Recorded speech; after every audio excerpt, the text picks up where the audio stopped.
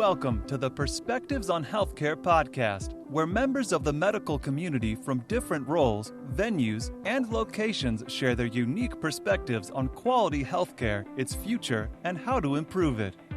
Now, from the Your Keynote Speaker studio in Pittsburgh, Pennsylvania, here is your host, Rob Oliver.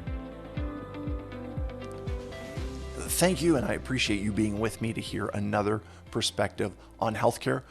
And you guys don't know this, but my guest today and I have had the most wonderful conversation, and I will admit I forgot to hit the record button. So we are coming back to this, and I hope that she has been very kind and gracious. Her name is Lynne Bowman. She is a member of the baby boomer generation. She is out in California. She is a communications professional and an author. Lynn, welcome to the show again. I'm so happy to be here, and I'm so familiar with hitting the wrong buttons. And I mean, I almost specialize in hitting the wrong buttons. It's very easy to do. So here we go. No problem. Thank you so much. So let's start here. Tell me a little bit about yourself and your role in healthcare, please.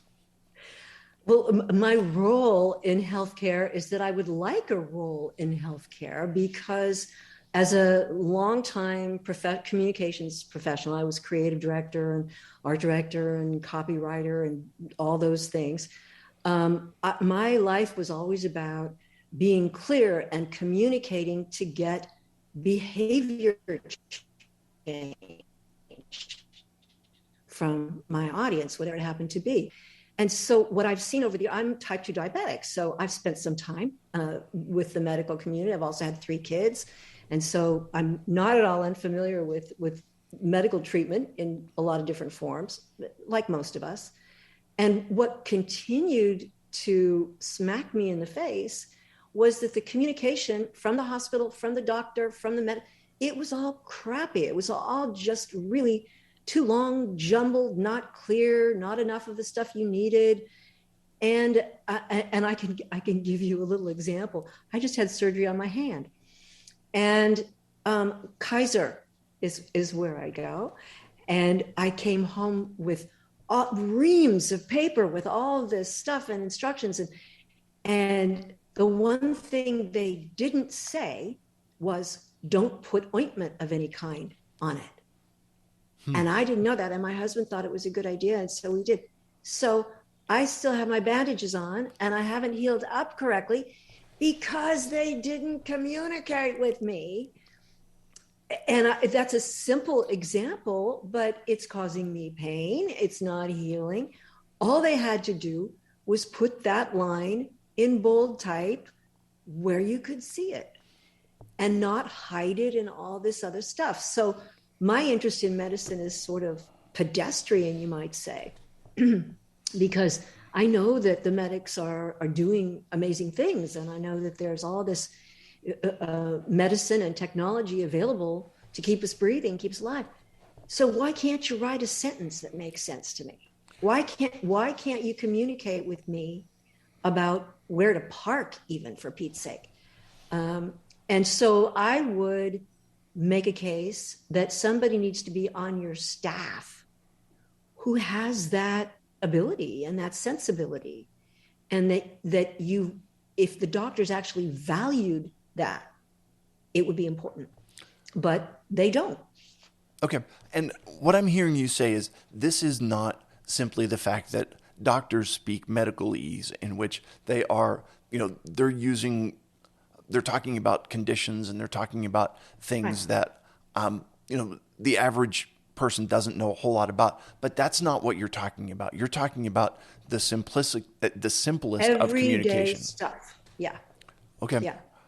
Because there is an art and a science to communicating with people, on paper, on billboards, on the radio, everywhere.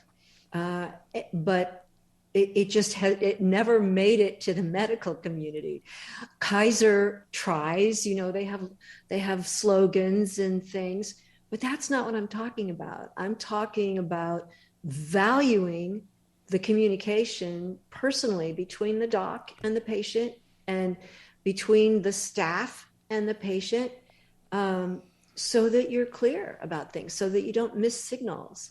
Okay, so help me understand this then. What is your definition of good communication, and how would you measure, or how would you help someone else to measure the effectiveness of their communication? That's a tough one because, of course, doing science with two groups of humans is never an easy thing to do. But I would love to participate in some kind of a study where, for example, a newly diagnosed type 2 diabetic was handed a book. Mine would be great. Mine's perfect. Was handed something interesting, fun, engaging, upbeat. And the doc would say, look, everything you need to know about your diagnosis, what you need to eat, how to eat it, when to eat it, it's in this book. And you're going to love it. It's great. It'll make you happy. So I would love to do a study between how that patient did with that information and that book, and how the patient did with a few sort of black and white sheets of stuff and an appointment to go to a class that talks about islet cells and things. Okay.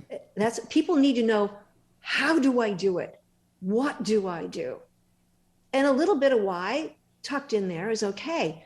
But patients aren't about why so much as they are about what. What do I do now? What do I eat? What am I going to feel like? So are you feeling like a lot of patients are forced almost to do their own research, where they're getting on the internet? Absolutely. Okay. Absolutely. Got it. The only reason I knew about the ointment thing is because I finally went on Google, like everybody else does, and saw that, yeah, bad idea. You shouldn't do that. Okay. No, but, and I think I'm smart because I'm grandma. Well, no, that was a dumb move, but Sure. I didn't know. Okay. I didn't know. What does quality healthcare mean to you? It means healthcare that keeps me out of healthcare. Healthcare that keeps me out of the hospital, out of ER, keeps me doing what I want to do. That's what I want in healthcare, and I want it for everybody. And a shocking number, we were talking before, I think it's like 80%, 85% of people in this country have a chronic disease in some minor way or major way. Chronic disease is an epidemic in this country and some others because of the way we eat. And it is entirely, if not mostly, preventable and reversible. And so all the billions of dollars we're spending on healthcare and all the complaints about the hospital system and so on, if you take 85% of the business out of that, what does that do? What does that look like? If everybody ate their veggies, life would be so much simpler. It's a lot easier to eat your veggies if they're fried in some way, but no, I'm just kidding, No, you're right. And Rob, as a country, and this has actually been going on for 100 years or more, and I don't know if you've read it yet, but I'm in the middle of James Nestor's book, which is fascinating. It's called Breath.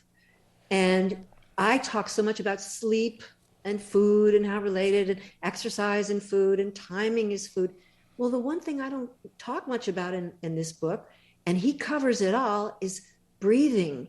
And apparently, because we breathe through our mouths, most of us, all the time, it has actually changed the formation of our faces, our jaws, and made our teeth crooked.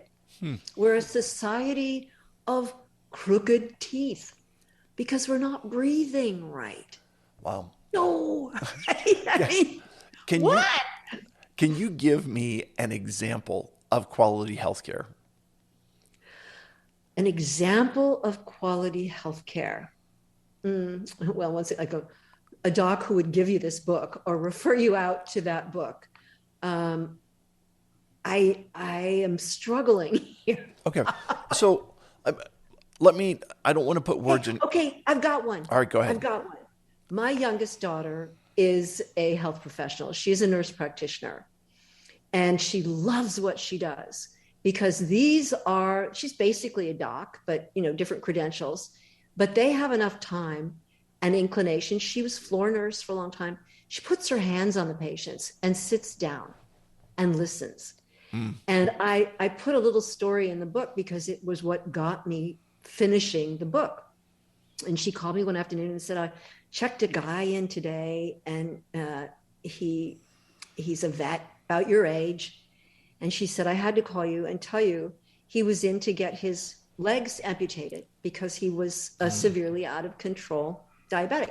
Common, very, very common. People don't understand how common this is.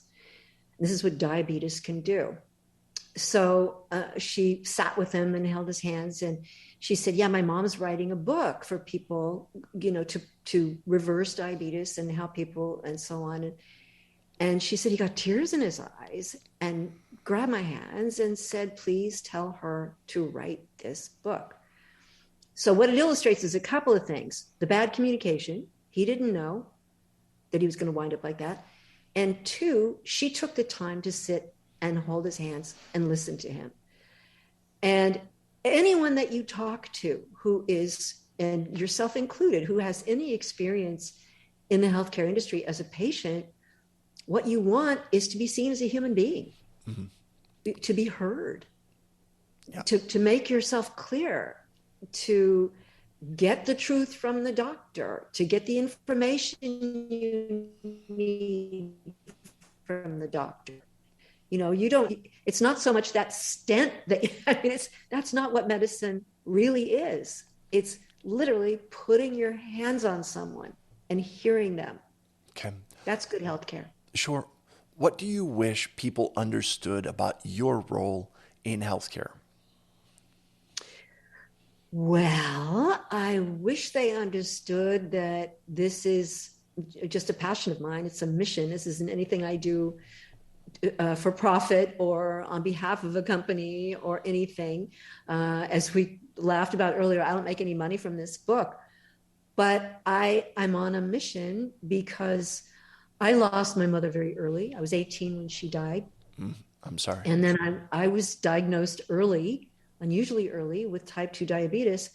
So practically my whole life as an adult has been, as I'm sure yours has, very up close and personal with medical care in some form or other. And as a woman, I can tell you some of it is shockingly horrendous. I had my kids in the 70s in North Carolina. All the doctors were men. And I can remember having an epidural and these two guys standing over me, they were talking about their golf game because they didn't understand that there was a human being alert and alive on the table. So I got issues there. That's why. No problem. What excites you about the future of healthcare? Okay, well, remote healthcare is very exciting. All the things that we can do by speaking to each other remotely, I think are very exciting. Meaning, because along my theme of anything that keeps you out of the hospital and out of healthcare is the thing really worth pursuing. So remote visits, and they're so much better than a phone call because you can actually see what's going on. They're not being used well yet, I don't think. But again, this goes back to docs need to train up in communication. The professionals need to get that this communication is as important or more so than the drug. Yeah. Okay. So would you be a proponent of some form of medical communication being taught in med school, that it's a continuing education program? Yes. What would be your vision for how to share and build the communication skills of people in the medical profession? Great question. And absolutely, I would love to see it part of the curriculum in med school. Sure. But our med schools are so hidebound, so tradition bound. They're still teaching doctors how not to sleep, fully in the knowledge that unless you sleep, you are killing brain cells and you can't really function. So maybe being part of the curriculum would be helpful. Usually these things come from more sort of out in space, where all of a sudden an organization like Kaiser, a big, huge health organization, will go, this won't work. We need these guys to be communicating. And so doing it at the corporate level strikes me as being very important. And so, you teach it in med school. We'll see how that goes. And then have the big organizations hear this message. And they all, everybody at Kaiser marches in lockstep with the protocols. So why not have a protocol for good communication and measure communication? Okay. Is there a book or a resource or something that you would suggest to say this is a good resource for building your communication skills, or at least assessing your ability to communicate with the patients or your staff? Great question. And I don't have anything other than my book, which I think is genius. Okay. But I don't have anything right now. We can communicate if you want to, sure, for show notes or whatever about something. I don't think it's not a remote subject. There's a guy named Seth Godin, who's a marketing guy. You probably know of him. He puts out a lot of interesting stuff about clarity and communication. And there are others. Sure. Yeah. Yep. No problem. We'll talk about this offline, and maybe if you've got something, we'll see if I can sneak it in the show notes. It's great. What is one thing medical professionals can start doing today to improve the quality of healthcare? We've already talked about it. They can think more about how they are communicating on paper, online, and in person with their patient. As part of every single appointment they have, they need it to be on the checklist. Have I really communicated with Mrs. Johnson? And as part of that, I would learn a way that I can say, so Mrs. Johnson, how do you feel about this? What's your thought about that? Mrs. Johnson, so when you go home today, what are you thinking will be the first thing that you do? So each medical will probably develop their own little system and their own protocol, depending on what the specialty is, what the practice is. But they need to be talking not to the screen, but to their patient, to their patient's face. And they need to ask very directly. And I think that might take some training. I do. I think that might take some training, because someone is teaching doctors that they don't need to do this. I don't know who that is, but we need to get them. There's a gap in the system somewhere. Yeah, huge gap. All right. Lynn Bowman, thank you so much for being with me today. I appreciate you coming on. I appreciate you sharing, and I appreciate your perspective on healthcare. Thanks for listening to Perspectives on Healthcare. Visit perspectivesonhealthcare.com to learn more about Rob Oliver, or to subscribe so you never miss an episode. If this podcast was valuable, we'd appreciate a review on iTunes. Or if you tell a friend or coworker about the show, that would be helpful too. Join us again next time for more Perspectives on Healthcare.